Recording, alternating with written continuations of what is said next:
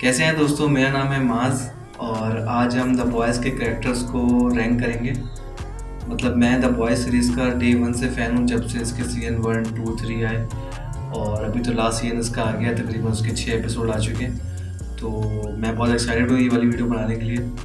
तो स्टार्ट करते हैं। मैंने यहाँ पर 5 कैटेगरीज बनाई हुई हैं अपने पास जिनमें रैंक करने के लिए, जिनमें फर्स्ट है यूज़लेस, सेकंड है मिड, फिर स्ट्रॉन्ग, फिर मॉन्स्टर एंड देन गॉड।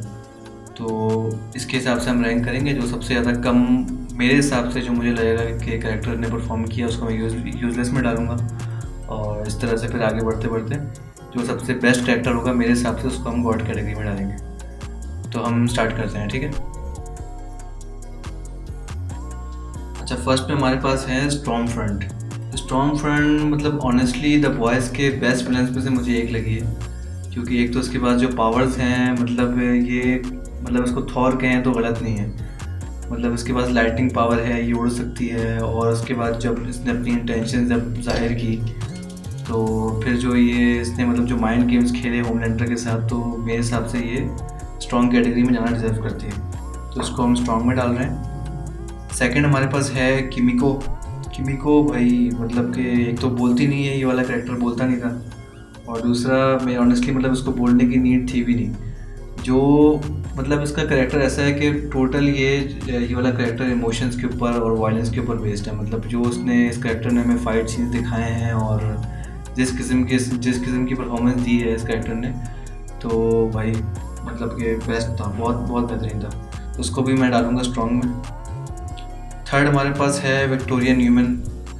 मतलब कि विक्टोरिया न्यूमैन जब ये रिवील हुआ था कि यही फेस एक्सप्लोर करती है जो उसकी सुपर पावर है, मतलब वो जो मोमेंट था, मैं तो मतलब कि गूज बम्स वाला मोमेंट था वो, क्योंकि किसी ने भी एक्सपेक्ट नहीं किया था कि ये वही कर रही है। तो ये मेरे हिसाब से इसको स्ट्रॉन्ग तो नहीं है। मतलब ये एक तो इसको मारना भी मुश्किल था। एक दो बार हमने सीन्स में देखा है कि इसके ऊपर बुलेट फायर की गई है, लेकिन बुलेट भी इसके ऊपर असर नहीं करती है। तो मेरे हिसाब से इसको मॉन्स्टर कैटेगरी में आना चाहिए, इसको हम मॉन्स्टर में डालेंगे। देन अगला है मैस्मर। मैस्मर मतलब कि इतनी बेहतरीन माइंड रीडिंग पावर इसके पास हो और उसको मतलब यूज़ ही नहीं करना आता हो, वो जस्ट खड़ा होके अपनी पावर को सेल कर रहा हो, तो क्या फ़ायदा। लेकिन अगर ये इसको अपनी पावर कंट्रोल करनी आती होती तो मतलब कि बहुत ही बेस्ट बेस्ट चीज़ होती है। लेकिन मेरे हिसाब से ये जो है ना, इसने सही यूज़ नहीं किया पावर का। तो अब मैं इसको डालूँगा यूज़लेस कैटेगरी में। कैरेक्टर अच्छा था लेकिन मेरे हिसाब से इतना यूटिलाइज नहीं हुआ ये, इसको हम यूज़लेस में डालेंगे। तो नेक्स्ट हमारे पास है फ्रेंची। फ्रेंची टेक्निकली जो सूप नहीं था, लेकिन जो उसकी केमिस्ट्री थी किमिको के साथ और जो उसकी प्लानिंग्स वगैरह थी, मतलब ओवरऑल स्टोरी में मुझे बहुत ही फिट किस्म का बंदा लगा वो। तो मतलब बहुत ही अच्छा कैरेक्टर था। पावर के लिहाज से नहीं, मतलब और चीज़ों के लिहाज से, केमिस्ट्री के लिहाज से, प्लानिंग के हिसाब से, मिशन के हिसाब से, मिशन में अच्छा परफॉर्म करने वाला, तो उसको हम डालेंगे मिड में। देन नेक्स्ट हमारे पास है सिंडी। सिंडी को तो भाई मैं डालूंगा गॉड कैटेगरी में। मतलब कुछ लोग शायद हैरान होंगे कि इसको क्यों गॉड कैटेगरी में, लेकिन सिंडी को स्क्रीन टाइम बहुत ज़्यादा कम मिला। जो उसकी पावर थी, शायद आप लोगों ने देखा होगा बिल्कुल, कि जो उसकी पावर थी कि क्रश कर देने वाली सिर्फ इशारों की बेस पे, अगर इसको और स्क्रीन टाइम मिलता तो ये यकीनन ये टॉप फाइव कैरेक्टर्स में लाजमी होती द बॉयज़ के। लेकिन इसको इतना स्क्रीन टाइम मिला नहीं, लेकिन फिर भी इसकी जो पावर थी ना, वो मतलब टॉप थी। मतलब कि इससे ज़्यादा बढ़ के क्या होगा।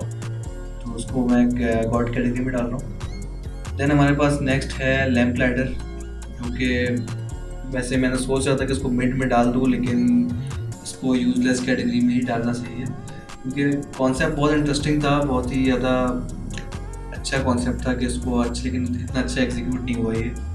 क्योंकि ख़ास तौर से जिस तरह उसकी मौत हुई है लैम्प लाइटर की, तो बहुत ही ज़्यादा इसको मतलब और अच्छे से यूज़ कर सकते थे। ये जो उसकी पावर थी ना, वो काफ़ी इंटरेस्टिंग थी, इसको अच्छे से यूज़ नहीं किया राइटर्स वगैरह ने। बाकी इसको मैं यूज़लेस कैटेगरी में डाल रहा हूँ। नेक्स्ट हमारे पास है ट्रांसलूसेंट। इसको ये जाएगा मिड कैटेगरी में, क्योंकि इसकी पावर थी तो बहुत कूल पावर थी, जो कि नो डाउट बहुत ही ज़्यादा यूनिक पावर थी पूरे द बॉयज़ के जितने सीजन आए, जितने सुपर हीरोज आए। लेकिन जिस तरह से बुचर ने इसको मारा है, उसके बाद से मतलब ये मजाक ही लगना शुरू हो गया था। उससे पहले तक ठीक थे, सब चीज़ें ठीक थी, लेकिन इतनी बड़ी कमज़ोरी मतलब जिन्होंने देखा है उनको पता है मैं क्या बोल रहा हूँ। देन हमारे पास है रेयान, जो कि होमलैंडर का बेटा था। रेयान तो मतलब होमलैंडर का बेटा था तो जाहिर सी बात है वो उसको एटलीस्ट को हम मॉन्स्टर कैटेगरी में डालेंगे। तो रेयान को मैं डाल रहा हूँ मॉन्स्टर कैटेगरी में, क्योंकि उसके पास टोटली सारी वही पावर्स थी जो कि होमलैंडर के पास थी। स्ट्रॉन्ग सेंसेस, लेज़र लाइट, उड़ना, सब चीज़ें थी और स्ट्रॉन्ग बिल्ड। तो रेयान मेरे हिसाब से मॉन्स्टर कैटेगरी में जाएगा। बिली बुचर नेक्स्ट है, इसको भी मैं डालूँगा मॉन्स्टर कैटेगरी में बिना सोचे, क्योंकि हमने देखा कि तो सबसे ज़्यादा उसकी जो ज़रूरत थी उसके अंदर, मतलब एक बंदा जो कि सूप है भी नहीं तो वो जाके डायरेक्ट होमलैंडर से भिड़ता था। तो बिली बुचर तो जो है ना बाकी में मतलब वो मॉन्स्टर कैटेगरी में जाना डिजर्व करता है, तो मैं इसको मॉन्स्टर कैटेगरी में डाल रहा हूँ। देन हमारे पास है क्वीन मेव। क्वीन मेव का कैरेक्टर मुझे ऑनेस्टली बहुत अच्छा लगा। उसकी वजह ये है कि स्टार्टिंग में मतलब उसको दिखाया ऐसा किया है कि वो थी बहुत अच्छी, फिर जो है वो बिल्कुल ब्रेक हो गई, और आहिस्ता आहिस्ता जो है ना उसको रियलिटी का अंदाज़ा हुआ कि नहीं, जो द बॉयज़ वाले कर रहे हैं, ये जो द सेवन कर रही है ये गलत कर रहे हैं। और फिर जिस तरह वो स्विच हुई तो बहुत ही रियलिस्टिक कैरेक्टर मुझे लगा क्वीन मेव का। तो बाकी द बॉयज़ में आपको पता है ज़्यादातर कैरेक्टर्स हैं ही ऐसे कि जो कि हैं फिजिकली बहुत स्ट्रॉन्ग, लेकिन मतलब वो मेंटली ब्रेक है। मतलब वो मेंटली भी अगर स्ट्रॉन्ग होते तो फिर उनसे ज़्यादा कोई अच्छा नहीं था, लेकिन मेंटली ब्रेक है। तो क्वीन मेव उस लिहाज से बहुत अच्छी कैरेक्टर थी, इसको मैं डालूंगा स्ट्रॉन्ग कैटेगरी में। देन हमारे पास है स्टारलाइट वैसे पावर के लिहाज से तो इतनी ज़्यादा स्ट्रॉन्ग नहीं है, लेकिन द बॉयज़ यूनिवर्स में ज़्यादातर जो सुपर हीरोज़ हैं, ज़्यादातर सुपर हीरोज़ वो बुरे हैं। तो उनमें से कुछ अच्छे हैं, उनमें से एक स्टारलाइट है जो कि मुसलसल सिस्टम के ख़िलाफ़ जो है वो फाइट करती है और हक का साथ देती है, अच्छाई का साथ देती है। तो स्टारलाइट इस लिहाज से मुझे बहुत अच्छा कैरेक्टर लगा, तो मैं इसको मिड में डालूँगा। ये मतलब कि सही कैरेक्टर था, बहुत अच्छा कैरेक्टर था, पावर के लिहाज से मिड था, इतनी ज़्यादा डेंजरस नहीं थी ये, उसको मैं मिड में डाल रहा हूँ। फिर हमारे पास है ब्लैक नोयर मतलब बहुत ही ज़्यादा बेस्ट कैरेक्टर था, मतलब कि जो है ब्लैक निंजा एक तरह का, और मतलब सही मानों में से कहते हैं ना स्केरी कैरेक्टर था। इसको भी अगर ये बोलता होता तो ज़्यादा अच्छा होता, लेकिन हमने इसके कुछ इसके जो हादसा हुआ था उसके बाद इसने बोलना बंद कर दिया। देन जो उसकी पावर था ये बहुत स्ट्रॉन्ग, फिर एंड में उसको होमलैंडर ने उस तरह फिर आपने देखा मार दिया। तो ब्लैक नोयर बहुत अच्छा कैरेक्टर था, बहुत स्ट्रॉन्ग था। अगर ये आगे तक जाता तो यकीनन ये हम उसकी और ज़्यादा फाइट देखते हैं, लेकिन ये नहीं रहा, तो उसको स्ट्रॉन्ग में डालना है फिलहाल। नेक्स्ट हमारे पास है द डीप तो सही मानों में यूजलेस कैरेक्टर लगा मुझे। मतलब कैरेक्टर अच्छा था, मतलब जो उस कैरेक्टर को दिया गया है कि जिस तरह उसने परफॉर्म करना है वो तो उसने परफॉर्म किया, लेकिन कैरेक्टर वाइज उसका कैरेक्टर बहुत ही लेम लगा मुझे। मतलब वो बंदा किसी सिचुएशन में मुझे सीरियस लगा ही नहीं। मतलब जहाँ पर उसके पास मतलब पावर्स थी, मतलब देखा जाए तो वो एक तरह का एक्वामैन था लेकिन द बॉयज़ यूनिवर्स का, लेकिन उसका जो कैरेक्टर था वो इतना ज़्यादा जो है ना सीरियस नहीं था, बहुत ज़्यादा वो कभी कभार सीरियस बनने की कोशिश करता था तब भी सीरियस नहीं लगता था, उस तरह का कैरेक्टर था। तो मैं उसको यूजलेस में डाल रहा हूँ। नेक्स्ट है एट्रियन को मैं स्ट्रॉन्ग में डालना चाहता हूँ, लेकिन मैं इसको मिड में डालूंगा, क्योंकि स्टार्टिंग के सीजन्स में एट्रियन मुझे इतना इम्प्रेस नहीं कर पाया, क्योंकि वो ज़्यादातर जो है वो फेम के पीछे लगा रहा और इस तरह से। लेकिन आगे जाके सीजन में जब उसको रियलाइज़ हुआ कि नहीं ये तो गलत है, तो फिर जो उसका स्विच था वो मुझे बहुत अच्छा लगा। तो इसकी भी पावर बहुत अच्छी थी, यानी कि जैसे आपको पता है ये भी फ्लैश है द बॉयज़ यूनिवर्स का। तो लेकिन एंड में जो ये इमोशनली अनस्टेबल हो गया बहुत ज़्यादा। खैर इसको मैं मिड कैटेगरी में डाल रहा हूँ, बहुत अच्छा कैरेक्टर था। नेक्स्ट है सोल्जर बॉय ऑनेस्टली मुझे इस कैरेक्टर ने बहुत सरप्राइज किया। स्टार्टिंग में मुझे ऐसा लगा था कि मतलब लगा क्या था, सबको ये लगा होगा कि कैप्टन अमेरिका वाली वाइब्स आ रही थी इसमें से। तो लेकिन आगे जाके जैसे जैसे इसका कैरेक्टर आगे गया तो वही अंदाज़ा हुआ है, तो चलता पर जैसे जैसे इसका कैरेक्टर आगे गया तो अंदाज़ा हुआ कि तो न्यूक्लियर बॉम्ब में चलता फिरता। तो जो उसकी पावर थी वो तो टोटली मतलब ख़तरनाक लेवल की पावर थी उसकी। काफ़ी इंटरेस्टिंग कैरेक्टर था ये वाला, इसको मैं डालूंगा मॉन्स्टर कैटेगरी में। देन हमारे पास है होमलैंडर।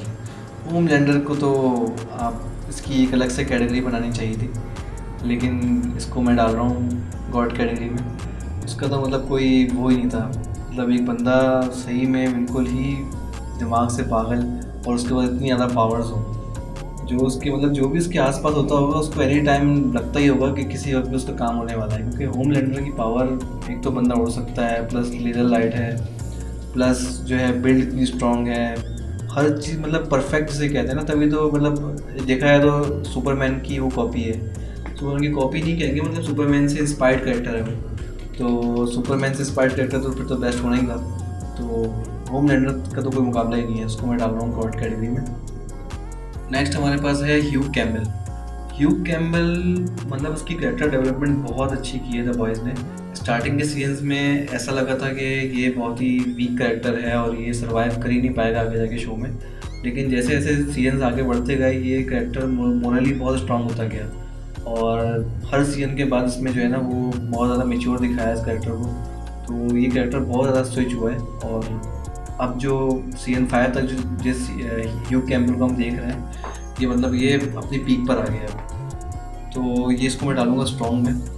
इसके पास कोई सुपर पावर इस तरह की नहीं थी, सिवाय उसके वो जो कंपाउंड भी लेने के बाद जो टेम्प्रेरी इसको पावर मिलती थी टेलीपोर्ट होने वाली, लेकिन उसके अलावा तो नहीं थी इसके पास कोई पावर। लेकिन ये मोरली बहुत स्ट्रॉन्ग कैरेक्टर था, क्योंकि स्टार्टिंग में मुझे लगा था कि शायद फर्स्ट सेकंड सीजन में ख़त्म हो जाएगा, लेकिन इसने बहुत अच्छा कमबैक किया।